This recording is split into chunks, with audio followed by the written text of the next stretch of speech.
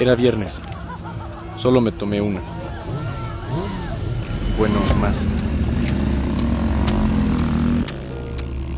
Ya había manejado así. Total, no pasa nada. Hasta que pasa. Súbele a la seguridad, bájale al riesgo, ponte a salvo. Gobierno de México.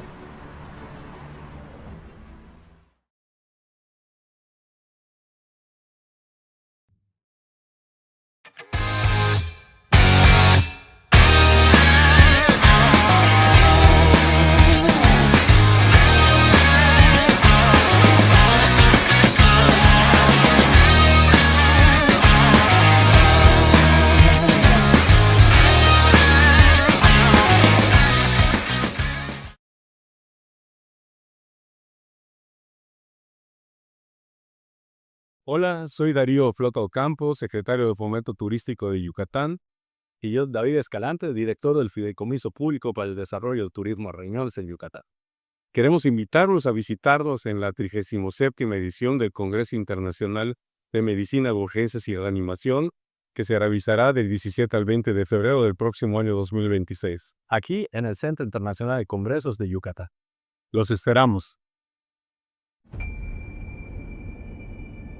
Yucatán y sus sublimes fuentes de agua, sagrado elemento de los mayas de ayer y de hoy y de siempre. Yucatán y sus pueblos tan parecidos, pero no iguales. Cada aroma, cada sabor y cada color se perciben de manera singular. Yucatán y nuestra calidad humana en cada rincón del estado. Yucatán y sus sitios arqueológicos, centinelas del tiempo y testigos de la grandeza de la civilización maya. Yucatán y sus verdes brillantes de la selva baja y de su planicie, de sus amarillos deslumbrantes de los atardeceres de su costa y sus noches mágicas y estrelladas.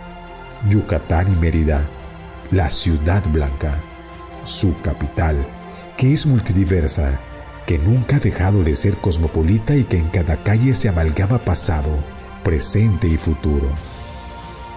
Yucatán, la tierra del Mayab, la de los escogidos, la tierra donde sonreímos y nos damos todo por los demás. En esta tierra expresamos nuestra empatía con un saludo sagrado, Inlakech, que significa yo soy otro tú, al que se contesta Halaken, que significa tú eres otro yo. Manifestando así la conexión que existe entre cada uno de nosotros.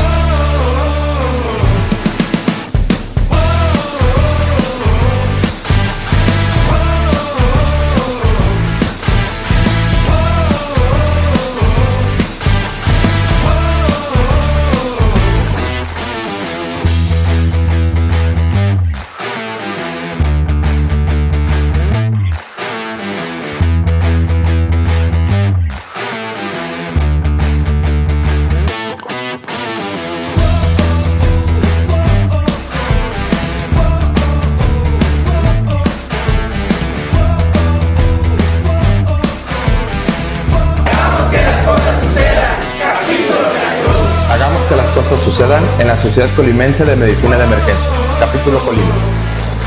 Hagamos que las cosas sucedan en el capítulo Nayarit. Hagamos que las cosas sucedan en la Sociedad Mexicana de Medicina de Emergencia.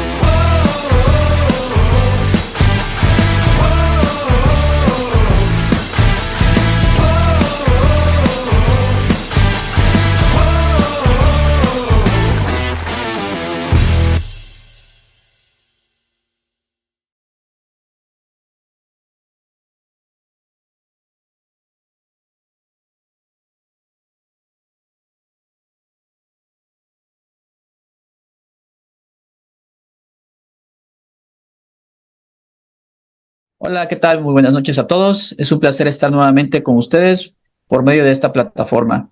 Sean bienvenidos a este su espacio, donde una vez más se brindará un tema de gran impacto en nuestras áreas de urgencias. Hablamos sobre las emergencias metabólicas. Por ello, nuestro disertante dará cátedra de las intervenciones que como profesionales de enfermería nos corresponden. Es un gusto presentar al licenciado en enfermería Isaac Patlán Rodríguez. Es director general del Centro Nacional de Competencias de Enfermería CENAC, doctorado honoris causa, especialista en adulto en estado crítico y administración y gestión de los servicios de enfermería. Adscrito del Centro Médico Nacional, 20 de noviembre, en la unidad de trasplante de médula ósea. Certificado por la SEP para impartición y diseño de cursos en línea. Socio NANDA International, diplomado en áreas claves de enfermería y destacando como el lenguaje enfermero estandarizado en el acto del cuidado por parte de la NANDA International. Maestro por parte de un servidor, Jorge Juárez, miembro del Comité de Enfermería de la Sociedad Mexicana de Medicina en Emergencias. Le damos la palabra para que cuando guste pueda comenzar a compartir pantalla y demos inicio a nuestra sesión. Y de antemano, muchísimas gracias por aceptar la invitación. Hola, ¿qué tal? Muy buenas noches. Agradezco la presentación del enfermero Jorge Juárez Jácome. Agradezco también la invitación a la Sociedad Mexicana de Emergencias, quien contempló mi participación, como ya lo comenta el enfermero Jorge Juárez, con el tema Intervenciones de Enfermería en las Emergencias Metabólicas. Mi nombre es Isaac Patlán. Yo soy presidente del Centro Nacional de Competencias en Enfermería, CENAC, adscrito al Centro Médico Nacional, 20 de noviembre del ISSSTE, especialista en cuidados intensivos. Y bueno, pues que en esta noche me siento muy complacido de poder coincidir con todos ustedes, colegas. Les envío un fuerte abrazo a toda la audiencia que seguramente ya está conectada y más que lista para poder disfrutar de esta sesión mensual que la sociedad ha organizado para todos ustedes. Bien, pues sin más preámbulo, porque el tiempo apremia, vamos a comenzar a desarrollar este tema desde un enfoque avanzado, con directrices y matices propias de la enfermería avanzada, en lo que respecta a las intervenciones de enfermería ante las urgencias metabólicas. Esta sesión está programada para 1 hora, así es que bueno, vamos a apurarnos para que no nos tome por ventaja el tiempo. Bien, vamos a analizar entonces uno de los escenarios más complejos y que resultan siempre muy determinantes en las áreas críticas, en las áreas de urgencias, y nos referimos específicamente a las urgencias metabólicas. Vamos a abordar ese tema con un enfoque operativo de la enfermería avanzada. Aquellas buenas recomendaciones que tenemos para ello, vamos a hablar de aspectos que van en relación con la fisiología, la fisiopatología. Vamos a hablar de las tendencias evolutivas que se tienen, el actuar antes de que el paciente tenga un deterioro y las consecuencias sean irreversibles o que causen efectos y defectos deleterios tras no identificar los datos de manera oportuna. En las áreas críticas, el metabolismo pues resulta sencillamente un sistema silencioso. Cuando da síntomas, bueno, pues es porque el daño ya está avanzado y ya tenemos algún tipo de lesión a órgano blanco. Y bueno, es por eso que el actuar de enfermería debe ser específicamente anticipado. Las urgencias metabólicas, colegas, evidentemente que tiene un impacto muy importante, no son eventos aislados, son expresiones agudas del fracaso de mecanismos de autorregulación del organismo. Y bueno, en las urgencias, en la terapia intensiva, el error no es el que no sepas, el error es no anticiparse.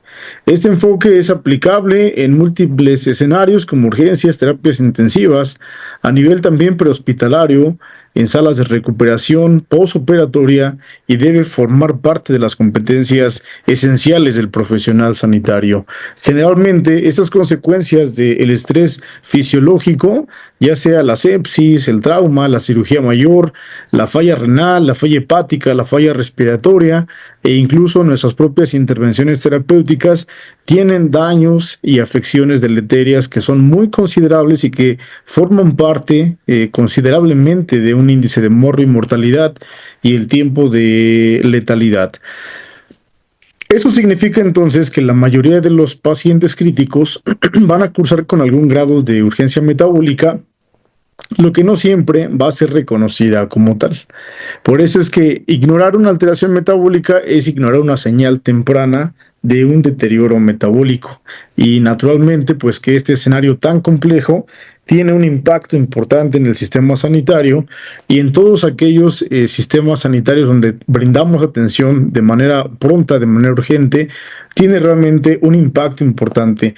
Esas urgencias metabólicas van a agravar, cualquier proceso infeccioso, quirúrgico o traumático, como ya lo habíamos comentado, incrementando potencialmente la mortalidad.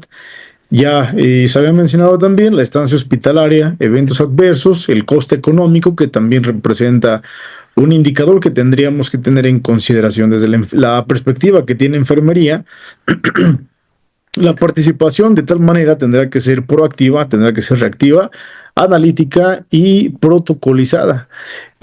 Tristemente que en la práctica de enfermería nos hemos encontrado con un importante rezago en aquellas prácticas que son ya hechas por tradición o por vehemencia, es decir, se actúa por el propio impulso.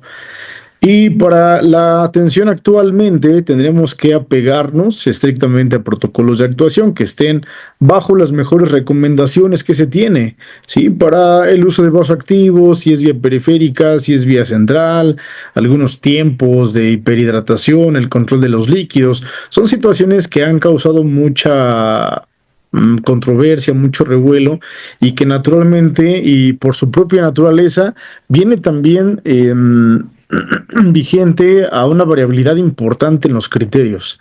Esos criterios, entiendo que el juicio clínico nos permite por mucho identificar de manera pronta u oportuna, algunos con más habilidad, otros con menos habilidad. Esa es una situación totalmente diferente, pero el criterio ante la actuación sí tendría que estar protocolizada para los eventos y disminuir entonces con ello la variabilidad en la práctica profesional. El objetivo que tengo para esta charla, bueno, es aplicar de manera efectiva el enfoque A, B, C, D, E, que otras bibliografías suman la letra H para poder hacer alusión a la evaluación neurológica. Pero bueno, vamos a enfocarnos a este protocolo universal que es el ABCDE de la evaluación inicial del paciente en estado crítico con el fin de detectar, priorizar y tratar condiciones que amenacen la vida, garantizando una atención segura y que sea efectivamente de calidad. Recuerden que los que saben dicen que la calidad es hacer bien las cosas sin que nadie nos vea incluso. Bien. La persona en estado crítico pierde entonces por muchas causas la capacidad de autorregulación. Hay liberación masiva de catecolaminas, hay presencia de cortisol, hay glucagón y estas moléculas inestables van a generar una resistencia a la insulina, van a resultar en hiperglicemia, en catabolismo proteico, en alteraciones electrolíticas, en circulaciones anaerobias. Y esto viene condicionado con una serie importante de signos y síntomas de respuestas fisiopatológicas y respuestas humanas propias de un proceso fisiopatológico. Por eso es que aquí vamos a resaltar que ningún valor debería interpretarse de manera aislada. Todo está concatenado, todo es un aparato, todo es un sistema, todo es un órgano y todos los valores y hallazgos tendrían que analizarse de manera conjunta desde aparatos y sistemas que estén interrelacionados. Aquí lo importante es la tendencia evolutiva que se tuviera, la velocidad en el cambio y por supuesto la respuesta clínica que se tuviera ante un síndrome metabólico que ya estuviera presente como principales causas de ingresos hospitalarios. A nivel fisiopatológico, valdría la pena entender muchas cuestiones de endotelio, de los 3 espacios de distribución intracelular, intersticial, intravascular. Es importante también reconocer temas que son sumamente importantes como la activación de la respuesta inflamatoria, cascada de la coagulación, que son temas que tendríamos que revisar de una manera pronta y analítica para poder comprender muchos elementos fisiopatológicos, ya que, como comentaba anteriormente, la autorregulación estará muy comprometida. Un ejemplo claro de el no comprender una situación fisiopatológica avanzada es la homeostasis metabólica en la persona crítica. Un ejemplo grave y muy puntual para resaltar la importancia de la fisiopatología es manejar, por ejemplo, a la persona gran quemada. Evidentemente que cuando estamos en un escenario crítico, lo que pensaríamos de manera pronta es pensar en la piel. Y en verdad que conocer toda la fisiopatología del gran quemado es lo último en lo que tendríamos que pensar o preocuparnos, ya que en el organismo suceden algunas situaciones locales y que se convierten en problemas sistémicos. Hay destrucción de la hemoglobina, hay liberación de citocinas proinflamatorias, hay moléculas inestables, hay radicales libres presentes, el endotelio está activado y ese endotelio va a ser una vasoconstricción sumamente importante, y entonces las resistencias vasculares, la perfusión de líquidos, la termorregulación son elementos que tendríamos que comprender como punto clave de la enfermería avanzada. La persona en estado crítico tiene una capacidad importante de regulación hormonal, como ya lo comentábamos previamente, y esa reserva fisiológica va a ser consumida de manera muy abrupta. Una respuesta adaptativa a este estrés. Hay respuestas que podríamos encontrar de manera pronta e inmediata ante la presencia de un estrés, pero de tipo celular. El comprender estos elementos son puntos clave para que la enfermería tome decisiones. Y bueno, hablar de estos cambios fisiopatológicos nos va a dar la presencia del cortisol, por ejemplo, una resistencia importante a la insulina, la activación del sistema renina-angiotensina-aldosterona, el ciclo de Krebs. Son elementos que van a modificar por mucho las resistencias vasculares. Los síndromes coronarios también tienen que ver mucho con el gasto cardíaco, el medir un gasto cardíaco, no tengo presión venosa central. Bueno, medir la uresis es un dato patognomónico para poder comprender cuál es la volemia esperada de la persona, tanto como la tensión arterial.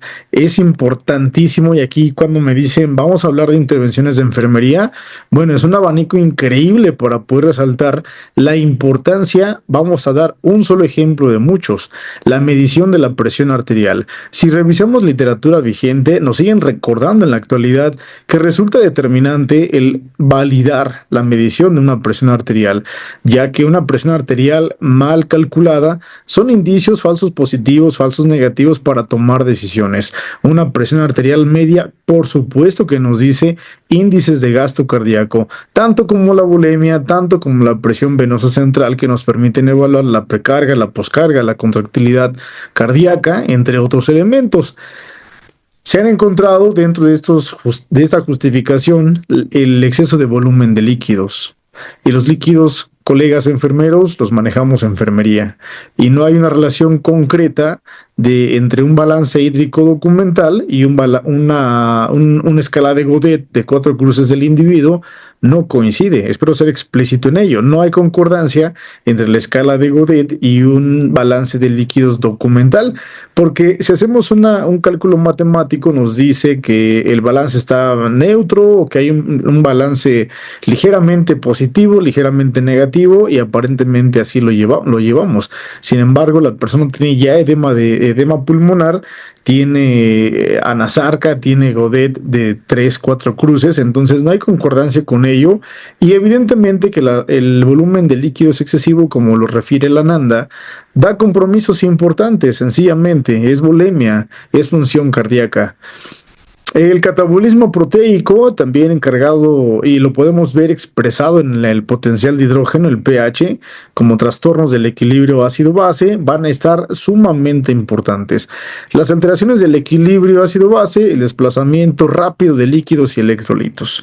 Cuando hablamos de electrolitos a nivel intracelular y a nivel extracelular, hay un cambio importante. Los La membrana celular bilipídica tiene una permeabilidad importante, no selectiva, y entonces los electrolitos pueden cambiar rápidamente de intracelular a extracelular, haciendo cambios sumamente importantes.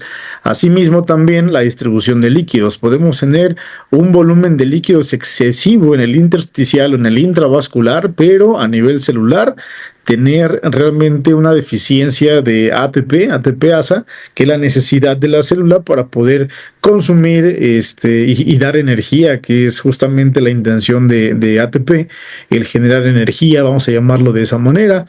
Entonces, comprender estos aspectos que ya les he comentado resulta sumamente importante para utilizar sí o no soluciones hiperosmolares, hiposmolares, soluciones hipertónicas, manejar bicarbonato, por ejemplo, ¿no? Que es una de las principales intervenciones que emprendemos en el trastorno del equilibrio ácido-base.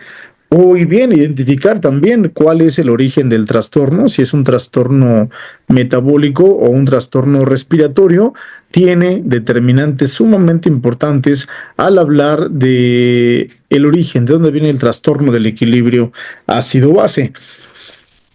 La participación que tiene enfermería en la identificación del trastorno del equilibrio ácido-base ha tenido unas reservas sumamente importantes. Enfermería, pese a que tenemos la competencia en un plan educativo, no estamos participando de manera activa en la identificación del trastorno del equilibrio ácido-base y no siempre hay médicos con nosotros. Y a nivel legislativo tenemos ya una jerarquía necesaria para poder tomar decisiones en el momento preciso por personal altamente calificado o de menos, eso es lo que se espera. Bien, grupo, entonces hay puntos claves sumamente interesantes donde evidentemente esas alteraciones metabólicas que estén mal controladas van a incrementar la mortalidad, van a prolongar la ventilación mecánica, van a aumentar la estancia hospitalaria y desde el punto de vista enfermería profesional, somos el profesional que más tiempo permanece al lado de la persona, por lo tanto somos quienes tendríamos que detectar de manera fortuita las desviaciones vitales que presente la persona, y es aquí entonces donde la vigilancia metabólica se convierte en una intervención terapéutica. La alteración metabólica, de tal manera que no es un problema primario, este no es el problema, como ya lo decía, es el amplificador del daño orgánico. Y para ello la vigilancia metabólica resulta una intervención terapéutica en sí misma. Dentro de las urgencias metabólicas vamos a hablar ya, adentrando un poquito más al tema, un abordaje experto por parte de enfermería, que son las competencias que tendríamos que tener dentro de un rol de enfermería avanzado. Este rol de enfermería avanzado no es reactivo, tendría que ser un rol que analiza, un rol que prioriza, un rol que anticipa, un rol que comunica oportunamente. De tal manera que la diferencia entre una enfermera general, una enfermera especialista, tendría que estar, evidentemente diferenciada, sin hacer menoscabo a ninguna rama de la enfermería. Naturalmente que todos venimos de la parte menos experta, la parte más neófita, a la parte de mayor expertise. Evidentemente que como enfermeros especialistas tendríamos que dar un potencial inmediato, mantenido de un buen manejo. Evidentemente que las bases fisiopatológicas, si fue realmente una charla con contenido muy breve, pero hablar, por ejemplo, de endotelio, es una situación que tendríamos que tener naturalmente bien comprendida. El sistema renina-angiotensina-aldosterona son elementos que tendríamos que tener muy en consideración, el comportamiento a nivel celular por su propia naturaleza. De tal manera que en las áreas críticas, en las áreas de urgencias, las más relevantes dentro de las urgencias metabólicas van a incluir la cetoacidosis diabética, que es la presencia de cuerpos cetónicos producto de un estrés celular. Hay hiperglicemia, hay deshidratación, hay cuerpos cetónicos y merece un abordaje bien identificado, pero bien dirigido a un resultado. El lema actual para un servidor es hacer para alcanzar, no hacer por hacer. Analicen esta frase tiene un contexto muy importante, la repito, hacer para alcanzar, no hacer por hacer.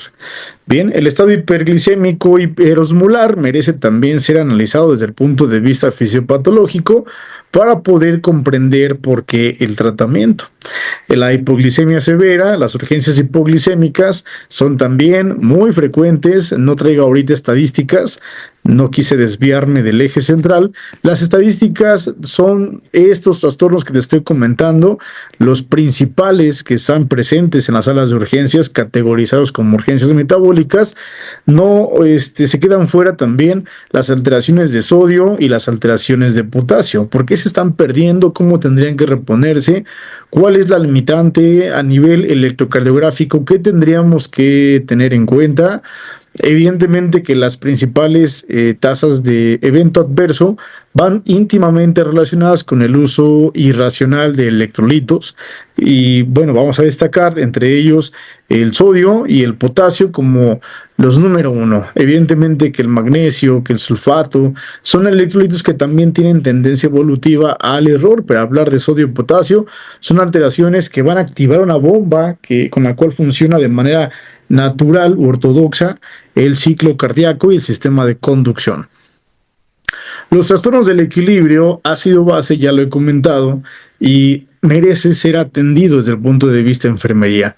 Aquí valdría la pena mencionar que dentro de la legislación sanitaria y el Código Ontológico de Enfermería contamos con taxonomía NIC, guías de práctica clínica, diagnósticos de enfermería y taxonomía NOC para resultados previstos. Bueno, esa taxonomía incluida, por supuesto que va a tener en consideración algunas intervenciones, por mencionar algunas que ahorita me vienen a la mente: el abordaje de la vía aérea o la secuencia de intubación rápida, manejo de líquidos y electrolitos, manejo de la ventilación mecánica, flebotomía arterial, manejo del equilibrio ácido-base, y como resultados de enfermería, sigo con diagnósticos, volumen de líquidos excedente, volumen de líquidos deficiente como diagnósticos. Como resultados esperados nos plantean, severidad de la pérdida de sangre, efectividad de la bomba cardíaca, severidad de los trastornos del equilibrio ácido-base, sea alcalosis, acidosis metabólica, respiratoria, mixta, por ejemplo, ¿sí? Entonces, severidad de la sobrecarga de líquidos, resultado esperado, intervenciones, manejo de la ventilación mecánica, flebotomía arterial, manejo de líquidos y electrolitos. O sea, son intervenciones como cuidados cardíacos, ¿no? Por ejemplo, cuidados cardíacos agudos. Son intervenciones que, si documentamos, naturalmente tienen una complejidad importante. A resumido de esto, claro que nos toca, claro que la participación tiene que ser reactiva conforme a la práctica profesional de la enfermería. Tenemos unos aliados importantísimos que son los médicos y con ellos hacemos un buen trabajo en equipo, pero evidentemente que requerimos compromiso compartido. Muy bien. Bueno, dentro del contexto de urgencias metabólicas, la cetoacidosis diabética, aquí mencionada como CAD, y el estado hiperglucémico hiperosmolar, EWH, vamos a ver las diferencias críticas para la enfermería y ver cuál es el punto hegemonial que tenemos para poder analizarlas desde el punto de vista profesional. Bien, pues la cetoacidosis diabética y el estado hiperosmolar hiperglicémico son dos caras de un mismo problema, el fracaso metabólico de la glucosa, ¿sí? Entonces, en la cetoacidosis diabética predomina la acidosis metabólica y un riesgo neurológico importante. La presencia de cuerpos cetónicos hacen de las suyas, y en el estado hiperosmolar hiperglicémico va a predominar eso, la hiperosmolaridad, una deshidratación extrema y el riesgo trombótico. Entonces, si analizamos propiamente el desequilibrio metabólico, el desequilibrio por la glucosa, es imperante hablar de insulina, de deshidratación, de sobrecarga de líquidos, de el monitoreo del gasto cardíaco, el índice de uresis, para poder calcular evidentemente que la presión venosa central es la uresis es la primer presión venosa central que podríamos tener, la expresión más franca, más inmediata y más sencilla, el gasto urinario. Y constantemente no considero, me resulta inverosímil el ver cómo enfermería llega a normalizar que hay una uresis, según la escala de Bogue, donde vemos una uresis muy amarilla, muy concentrada, muy ámbar, y si hacemos cálculos por índice de kilogramo por hora, está a menos de 0.5 mililitros por kilogramo por hora, y lo vemos muy normal. Entonces, son situaciones que tendríamos que tomar muy en consideración para poder hacer un abordaje bien dirigido en el tenor de hacer para alcanzar y no hacer por hacer. Esos dos trastornos metabólicos importantes, pues la intervención tardía tiene consecuencias fatales. El estado neurológico dinámico tendrá que ser analizado. Y yo les quisiera preguntar a la audiencia, ¿cuántos de ustedes logran aplicar con diligencia la escala de coma de Glasgow? ¿Cuántos puntos mide? ¿Cuáles son los ítems que tiene? Ahora, no es aplicar escala de coma de Glasgow de manera pronta. Incluso los deterioros importantes a menos de 2 puntos en un tiempo de 1 hora aproximadamente ya nos está dando importantes datos de alarma para poder prevenir el abordaje de la vía aérea, por ejemplo, ¿no? Nos dice la literatura que una escala de coma de Glasgow menor de 8 puntos ya merece ser asegurada la vía aérea. Sin embargo, hay situaciones que estamos convencidos que no es negociable el abordaje de la vía aérea. Alguna vez, me gusta adornar un poquito con las experiencias personales y no tanto porque de repente nos sacan un poquito del contexto, pero por ejemplo, voy a poner aquí un paréntesis importante. En algún momento, en algún hospital donde yo trabajaba, anuncian un ingreso de parte del área médica de diagnóstico de cetoacidosis diabética. Diabética tipo 1, 22 años, ya con falla renal, con retinopatía importante y no adherencia a un tratamiento. Venía con cifras de hiperglicemia importantes, datos de deshidratación severa, tenía cuerpos cetónicos presentes y evidentemente la función respiratoria ya estaba comprometida y teníamos ya una fatiga importante. Bueno, aquí la situación era que si analizamos el punto de vista trastorno metabólico, entendemos de dónde viene el origen y que secundariamente la función respiratoria se está comprometiendo para poder compensar el déficit importante de bicarbonato. Por tanto, dióxido de carbono tiende a bajar. ¿Cómo baja? Para hacer una autorregulación, acelerando la frecuencia respiratoria.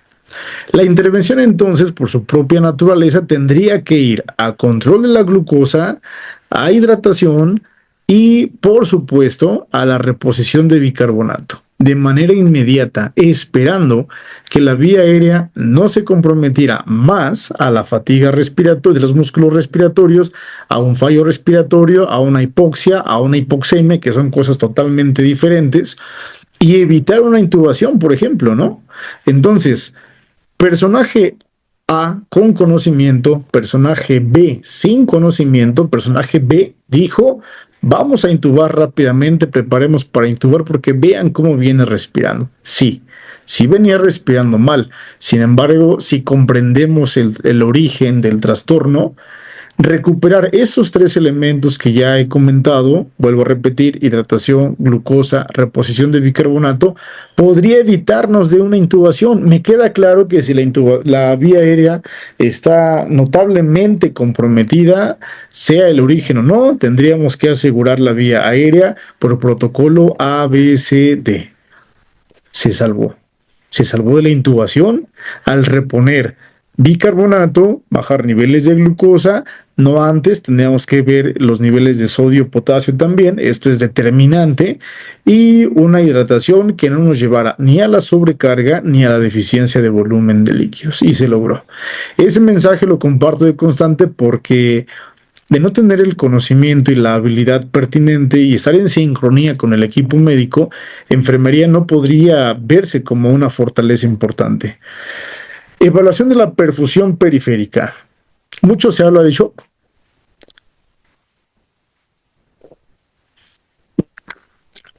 Distintos tipos de shock que tenemos según la literatura: hipovolémico, hemorrágico o no, distributivo, cardiogénico.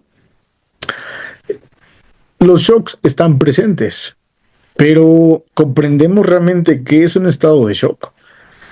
Comprendemos la ventana metabólica, la ventana neurológica y el llenado capilar. 3 elementos cruciales. Repito, ventana neurológica, ventana metabólica y llenado capilar. ¿Qué es lo que pasa con el llenado capilar? Estamos habituados a... Me atrevo a hablarlo sin conocimiento de causa. Estoy en lo incorrecto. Ofrezco disculpas anticipadas.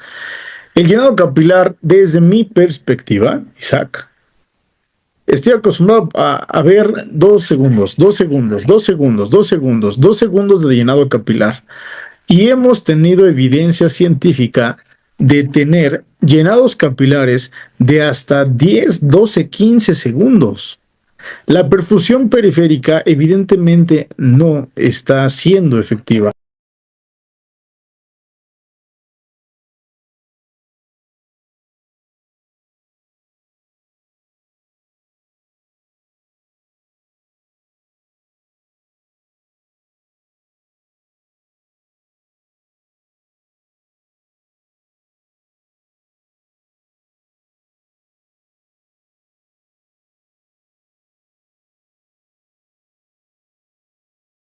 Entonces, como ya les decía, el llenado capilar tiene una especificidad sumamente importante en cuanto a la efectividad de la bomba cardíaca o un estado de shock o de hipoperfusión tisular.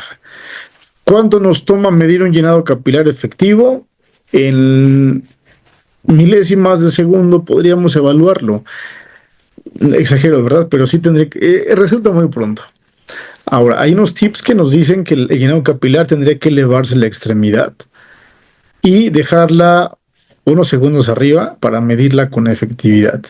Ya que si ponemos la mano por gravedad, un vaciamiento podría decirnos que sí está perfundido. Si la levantamos, le exigimos más que la perfusión se puede evaluar de manera efectiva.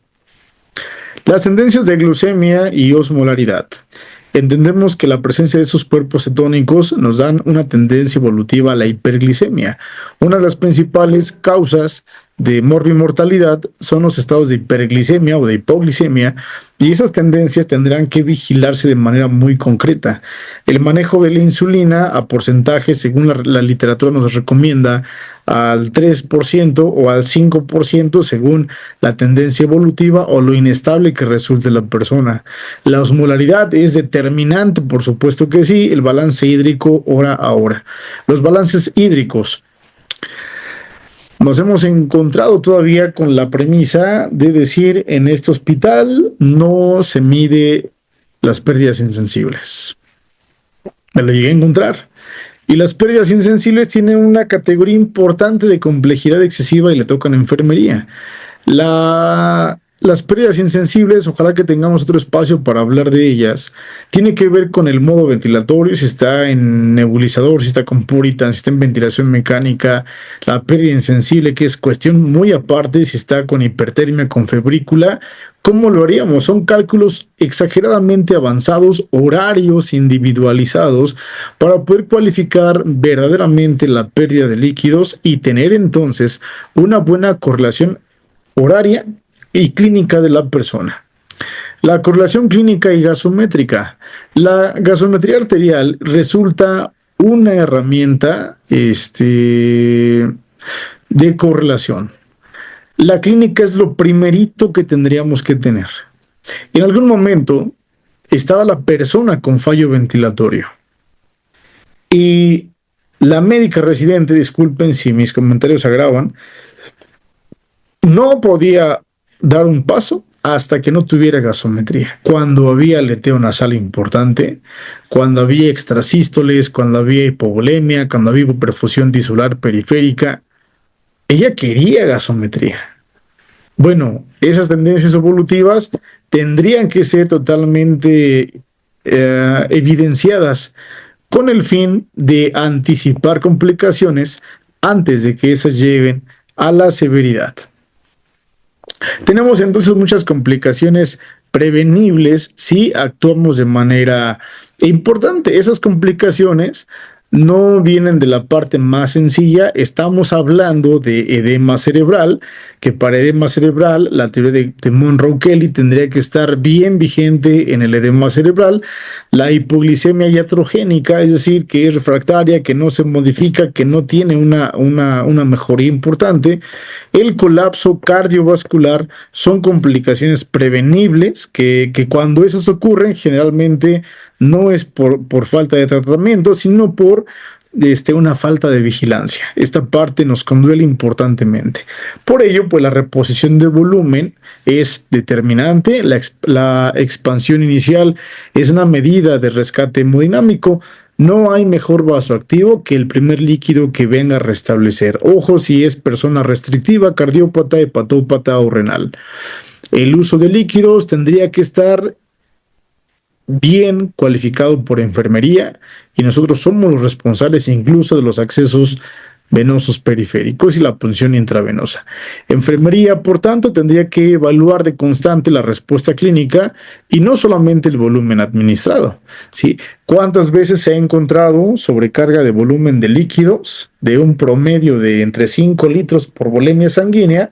Se han encontrado iatrogénicamente a través del prisma 3 litros más de líquidos intravasculares. Y entonces la clínica, una presión venosa central excesiva, una precarga modificada, un cálculo de gasto cardíaco por frecuencia cardíaca, no lo estamos tomando en consideración. Y han pasado turnos, han pasado horas y el edema pulmonar ya está presente. Al haber este edema de pulmón, ya tenemos deterioro del intercambio de gases. En cuanto a la insulinoterapia, considerado como medicamento de alto riesgo, medicamento LASA, porque no es lo mismo una insulina de acción rápida que una insulina intermedia. Hablemos de horas de vida, hablemos de una mezcla con albúmina. ¿Por qué es que se mezclan? ¿Por qué es que una infusión de insulina está durando 24 horas si su vida media no lo permite? Y al final de cuentas tenemos una inadecuada respuesta al tratamiento. Entonces, enfermería regula velocidad y vigila descensos seguros. Cuando estamos en estados de shock, del tipo que sea, el vasoactivo modificado de 0.5 mililitros a 1, pensaríamos que no es nada, pero bajamos 0.5 mililitros y hay una inestabilización hemodinámica. Esas caídas bruscas de glucosa son tan peligrosas como la hiperglicemia. Es sumamente importante las demandas de glucosa que se tuvieran en cifras que resulten altamente oscilantes, y en breve hablaremos de la hipoglicemia severa. El manejo de potasio, hablar de porcentaje, de mililitros, de miliequivalentes, de ampollas. El potasio define el momento de iniciar la insulina. Si no está repuesto, no podemos iniciar insulina. Y eso es comprender justamente la necesidad de ATP a nivel celular. Enfermería previene arritmias potencialmente fatales, potencialmente letales.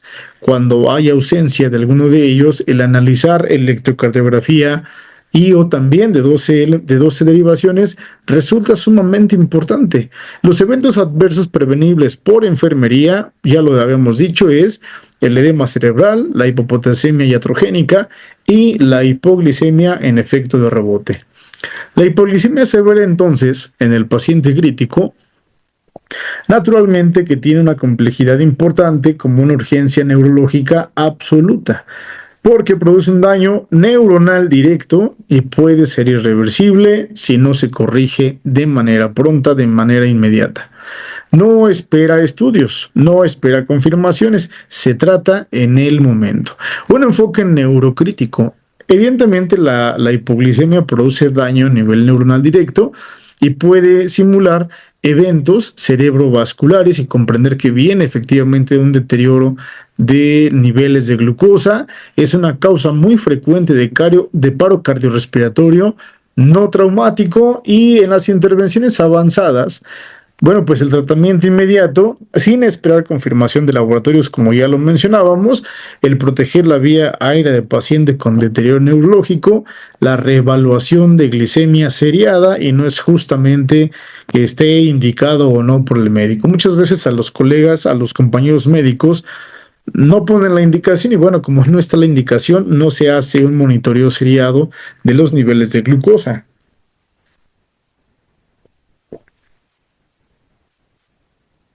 ¿Por qué bajó la glucosa? Están aumentadas las demandas, fue iatrogénica, es secundaria a una infección generalizada, hay una falla hepática, o si la hipoglicemia no se trata y no se controla, la hipoglicemia no nada más se trata, se controla y se previene evidentemente. En pacientes inconscientes, la prioridad evidentemente es siempre la vía aérea, y ya posteriormente podríamos administrar glucosa intravenosa y se realiza neurológicamente una vigilancia constante para el manejo, que no es justamente que se determine ahí. Ahí comienza el que tenemos que identificar cuál es la causa para prevenir algunas recurrencias. Las alteraciones críticas de potasio. Bueno, tiene un impacto cardíaco. Hablar de potasio es impacto cardíaco. Este impacto cardíaco, pues entender que el potasio regula el potencial de membrana miocárdica. Este potencial transmembrana tiene alteraciones mínimas que pueden generar arritmias letales incluso antes de que el laboratorio la reporte. El potasio se puede regular para favorecer el potencial transmembrana, el crontropismo, el inotropismo cardíaco, la contracción muscular, y el rol de enfermería, pues electrocardiográficamente podemos identificar estas alteraciones críticas de potasio. Las preparaciones seguras de infusiones intravenosas, no se nos olvide la doble validación, y esta es regla de oro, no la estamos haciendo y sin temor a equivocarme. Reconocimiento de hiperpotasemia subclínica, los datos patognomónicos de la hipopotasemia y la interrupción inmediata de fuentes exógenas de potasio en caso de ya no ser necesario. Hay un valor crítico para poder reponer potasio en un tiempo seguro para evitar complicaciones derivadas de ella, y esa seguridad clínica pues nos dice que nunca administrar potasio en bolo. Esa es una regla. Una monitorización continua nos obliga a estar todo el tiempo vigilando a la persona y haciendo siempre las dobles verificaciones. Trastornos de sodio y trastornos del agua. Igual, sodio y neurología viene también bajo una premisa importante, ya que el sodio también regula el movimiento del agua a nivel cerebral, y estas correcciones, que tienen que ser muy rápidas, pueden ser excesivamente peligrosas, que hacen una alteración evidentemente letal. Hiponatremia es el equivalente a un edema cerebral, es el equivalente a una convulsión, a un tiempo de hipoxia cerebral. La hiponatremia es hablar de deshidratación cerebral, es hablar de hemorragias. Enfermería hace una correlación lenta, una correlación controlada y una vigilancia estrecha. Una vigilancia neurológica seriada en todo momento, y no solamente es aplicar escala de coma de Glasgow, por ejemplo, es hablar de la reacción pupilar, es hablar de la escala de Babinski para ver efectivamente defectos en el tallo, en un control estricto de ingresos y egresos, pero que correlacione con una clínica real de la persona. Anticipar un síndrome de desmielinización osmótica, que es muy constante como una intervención crítica de enfermería, el poder identificarla con antelación. La monitorización, entonces, monitorización metabólica, nos va a exigir elementos cruciales que son gasometría, electrolitos, glucosa, que deben ser analizados de forma integrada. Enfermería conecta estos datos con una clínica y tiene un impacto importante. La monitorización no nada más es un registro, es una herramienta que nos permite tomar decisiones y algunos indicadores críticos son importantes, tendencias de gasometría arterial. La gasometría arterial viene compuesta por varios elementos: potencial de hidrógeno, que es la expresión propia de los iones hidrógenos metabolizados por el hígado, viene por elementos básicos o vainas alcalinas, que es el bicarbonato, el dióxido de carbono, y esos juegan de manera pronta una participación importante en el equilibrio ácido-base. Podemos sumar elementos que determinan como el exceso de base, el lactato, por ejemplo, que es determinante para poder identificar índices de shock, el hematocrito, la hemoglobina, electrolitos que nos van a dar tendencias evolutivas a un trastorno del equilibrio ácido-base. Evidentemente que ante un trastorno del equilibrio ácido-base, no se corrige simplemente por ingresarlo a ventilación mecánica. El monitoreo y la corrección, la fórmula de Winters para poder corregir frecuencia respiratoria según dióxido de carbono es determinante. Un dato que también quiero resaltar de manera contundente son los niveles de oxigenación. Estamos acostumbrados a tener unas oximetrías de pulso de entre el 95 y 100%, si no consideramos que la persona no está bien perfundida. Eso es un error. Entender que hay personas restrictivas, hay pacientes neumópatas que sus oximetrías van a oscilar, dijo la guía Gina, entre 88 y 90% puede ser una percentila para ellos. Entonces, entender todo el aspecto restrictivo a nivel pulmonar nos permitiría saber que la persona tiene una complianza comprometida, de tal manera que no vamos a alcanzar, en su defecto, estaríamos haciendo intoxicación por oxígeno, favoreciendo un estado de hipermetabolismo, presencia de radicales libres, y eso se ve traducido en, sí, ya lo he dicho, en un estado de hipermetabolismo constante. Los cambios en los electrolitos séricos. Bueno, comprender primero, paso número 1, identificar parámetros normales para poder identificar por consecuencia las anormalidades, la variabilidad en la glucosa, la respuesta clínica al tratamiento, cuál es la respuesta que tiene la persona, porque esto es dinámico, son cambios que vienen justamente oscilantes. Y una hegemonía importante de la enfermería: comunicación efectiva. La acción número 2, acción esencial de seguridad para la persona, la técnica SAER o SBAR, nos invita a madurar el proceso de la comunicación efectiva, ya que evidentemente uno de los principales errores en la evolución y en el éxito de la persona tiene que ver con la comunicación efectiva en el equipo. Activación oportuna de protocolos. Se activa, y cuando se activa tendríamos que trabajar como lo hacen los PITs, ¿no? Todos organizados, todos dirigidos a un hacer para alcanzar, no hacer por hacer.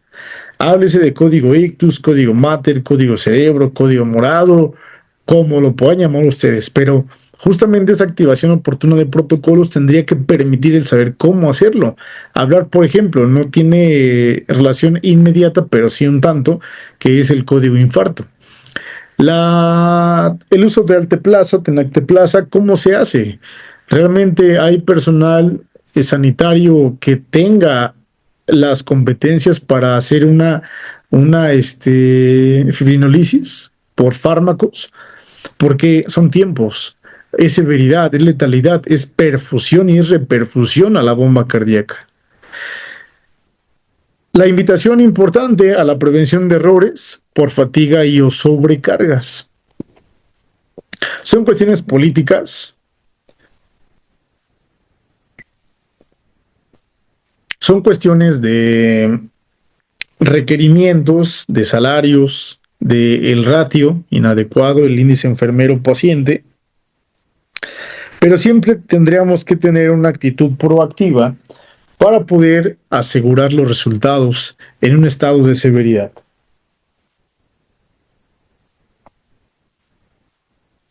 Evidentemente que un estado de severidad viene acompañado de múltiples alteraciones seriadas y justamente aquí es donde tendríamos que poner el ojo bien puesto sobre las principales alteraciones y la prevención principalmente. Entonces, grupo, para poder concluir, en las urgencias metabólicas, enfermería especializada no tendría que actuar de manera tardía, tendría que actuar de manera anticipada. En terapia intensiva, en las áreas críticas, el cuidado no se mide en procedimientos, sino en las decisiones oportunas. ¿Sí? La diferencia entre la vida y la muerte no siempre está en la prescripción médica, sino en la vigilancia experta de enfermería. Ahí está un punto crucial y he, he coincidido con muchos profesionales médicos y cuando se logra hacer este binomio conjugado para un buen resultado, en verdad funciona. Consideren que la diferencia entre la vida, vuelvo a repetir, la muerte, no siempre está en la prescripción médica y no es hacer menoscabo a nadie. Evidentemente que la vigilancia experta de enfermería nos lleva justamente a un éxito rotundo. A conclusión final, las urgencias metabólicas exigen pensamiento crítico y el pensamiento crítico es el equivalente y el homólogo al conocimiento. Enfermería especializada tiene que impactar en la reducción de la mortalidad. La anticipación es el mejor acto y el mayor acto del cuidado crítico, no la reparación. Identificar factores de riesgo que potencien problemas no deseados.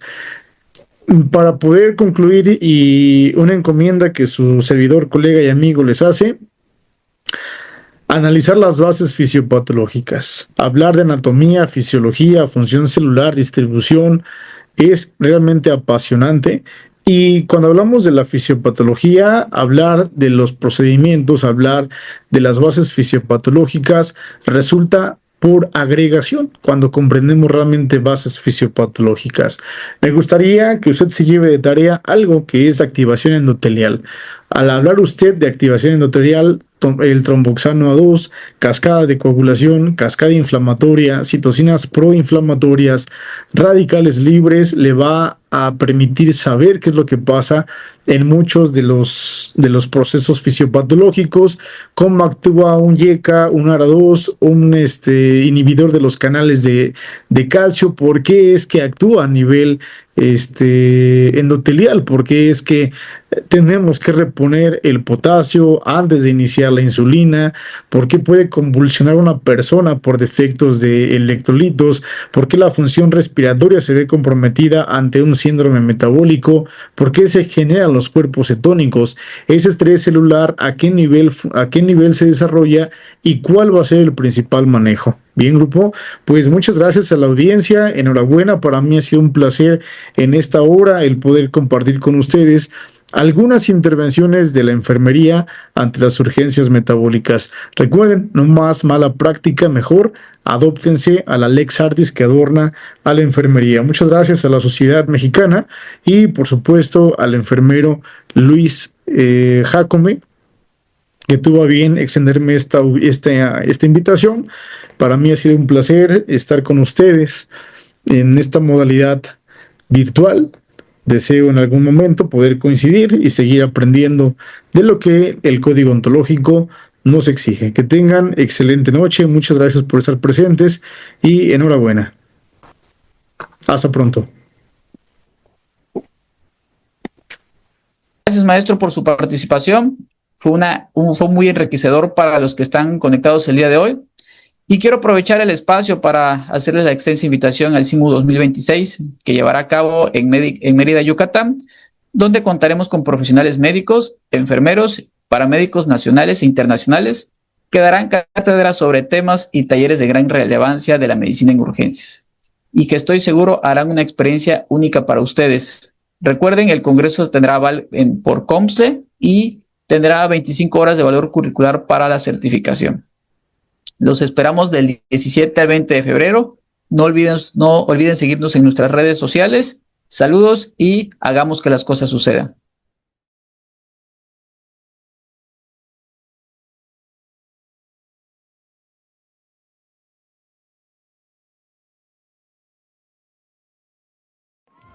Era viernes. Solo me tomé una. Bueno, más. Ya había manejado así. Total, no pasa nada. Hasta que pasa. Súbele a la seguridad, bájale al riesgo, ponte a salvo. Gobierno de México.